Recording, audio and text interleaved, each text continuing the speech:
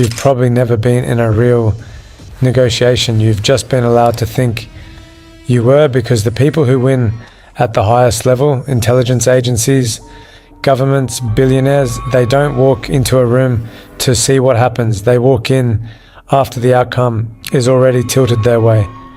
When you study how the CIA runs black sites, how Mossad rehearses missions in replica buildings, how Russia uses kompromat, and how China plays quiet 20-year economic games, you realize something. By the time most people sit down at the table, they've already lost.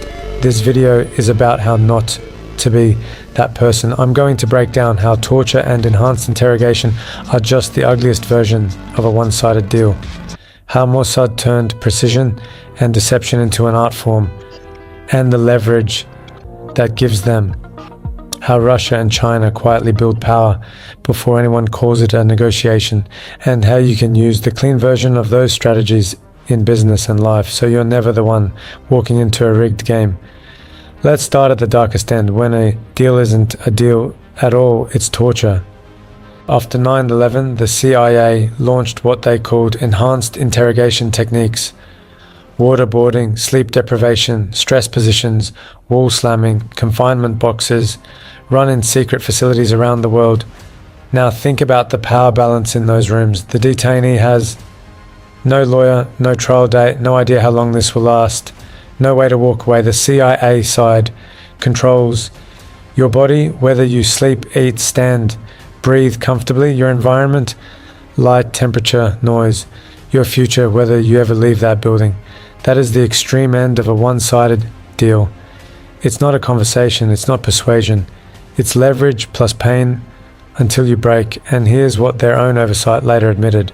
A major Senate report described these techniques as brutal and concluded they were not an effective way to get reliable intelligence. So torture failed even on its own terms.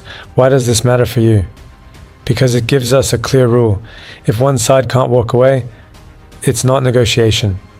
If one side controls all the information and the environment, it's not negotiation. If the whole thing is hidden from any accountability, it's not negotiation. It's just the ugliest form of a bad deal. In your life, anytime you feel like that, trapped, blind, no exit, you're not negotiating. You're being handled.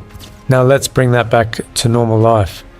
Real negotiation has three things: information, enough on both sides that you roughly understand what you're agreeing to. Alternatives, both sides can say no and survive. Mutual gain, both sides walk away with something they actually value. Manipulation strips those away.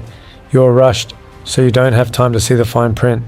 You're dependent on one job, one client, one partner, so the or else feels like death. You're sold a story that only benefits them, backed by pressure instead of facts. You can feel this energy. The boss who says, "Be grateful you even have a job." The client who knows they're 90% of your income and squeezes you. The contract where you're told, "Sign tonight or lose the opportunity," but you're not allowed to take it to a lawyer. That's the civilian version of the black site. No physical torture, but the same structure. No real options, no real transparency, no real choice. The entire rest of this video is about flipping that. So you're the one walking into the room with leverage, and to understand that, we need to look at the people who turned precision and leverage into a craft, Mossad. Mossad and Israel's broader security machine built their reputation on one thing: precise, high-risk operations that look like cinema but are very real. The Entebbe raid is the perfect example. 1976, an Air France plane is hijacked and diverted to Uganda.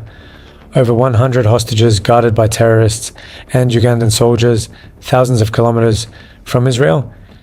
Here's what they did. They pulled original construction plans for the Entebbe terminal from the Israeli company that had built it. They built a replica of the terminal back in Israel and rehearsed the assault, layout, angles, timing over and over. They flew C-130 transport planes along the Red Sea at around 30 meters above the water to stay below radar. They landed at night, rolled off in vehicles made to look like Idi Amin's motorcade, drove to the terminal and hit the hijackers in a matter of minutes. That is not, "We'll see what happens when we land." That is leverage created by preparation, information, leverage. They knew the building better than some of the people guarding it. Time leverage, so fast the enemy couldn't adapt. Psychological leverage, the message to the world that we can reach you anywhere. That one mission and others like it turned Mossad and Israel's special forces into a legend, and that legend became leverage by itself. Because once people believe you can pull off that kind of move, they start negotiating with the idea of you before you even show up. But Mossad's leverage isn't just about daring raids, it's 3 layers. First, people. They cultivate business people, scientists, tech founders, diaspora communities, and friends of Israel abroad as quiet access points. Some are aware, some just think they're helping a friendly country, but that network gives eyes and ears inside companies, governments, conferences, early warning on deals, sanctions, tech, and political shifts, occasional kompromat, information that can embarrass or pressure people. Second, perception. Operations like Entebbe, assassinations of high-value targets, sabotage campaigns in hostile countries, all of that builds a myth. Small country, long arm, leaders, warlords, and even allies factor that myth into their calculations. That's leverage without doing anything in the moment. Third, partners. Open sources show Israeli espionage, even against strategic allies like the US, targeting tech, defense, and economic secrets. Why risk that? Because information on your friends is leverage in arms deals, trade negotiations, sanctions discussions, diplomatic crises. If you know what your ally really cares about, what they've done in the dark, what pressure they're under at home, you walk into the room with an advantage. You don't have to use it directly. Just having that knowledge changes the dynamic. The lesson for you. Real leverage is built months or years before the meeting through networks, reputation, and intel. By the time you sit down, the game is already tilted. Now look at how Russia and China play the same game with different tools. Russian intelligence, from the old KGB to today's FSB and SVR, has a long history of working with kompromat. They use honey traps, hidden recordings, corruption cases, and offshore money trails. Once they have something on you, every future conversation is basically a one-sided deal. You're not negotiating, you're managing your damage. China plays a slower, more structural game. Instead of blackmailing one person, they build leverage around whole economies, infrastructure and port projects, telecom gear and digital platforms, long-term loans and investments that make countries financially dependent. Modern analysis even talks about units like China's 9th Bureau, focused purely on countering Western and Israeli operations in the Middle East and protecting Chinese interests there. That's state-level leverage. If a government goes against them, they risk their trade, investments, or digital infrastructure. So when China says, let's talk, the other side already feels the pressure. Different flags, same logic, make no so expensive that, yes, feels like the only rational choice. So what do you do with all this as a normal person trying to build a business, a brand, or a career? You copy the structure, not the crimes. Here's how you take the intelligence mindset and turn it into ethical leverage. Number 1, information. Mossad rehearsed Entebbe in a replica terminal. The CIA studies targets for years. China and Russia map networks, money, and influence. For you, that means know your industry better than anyone around you. Know your numbers, your competitors, your clients' pain points. Never walk into a meeting blind. Number 2, alternatives. The side with no exit always loses. A detainee in a black site has no exit. A freelancer with one client or an employee with no savings and no skills beyond their job is in the same structural trap. So build multiple income streams. Build multiple clients or revenue channels. Build skills that transfer across industries. That's your BATNA, your best alternative to a negotiated agreement, your walkaway power. Number 3, time and emotion. Spies use time as a weapon, hitting when you're weak, tired, distracted. You flip that by, not making big decisions in panic, giving yourself financial and emotional runway so you can wait for good deals. Number 4, reputation. Mossad, CIA, Russian and Chinese intelligence all run partly on reputation. People treat them differently because of what they think they can do.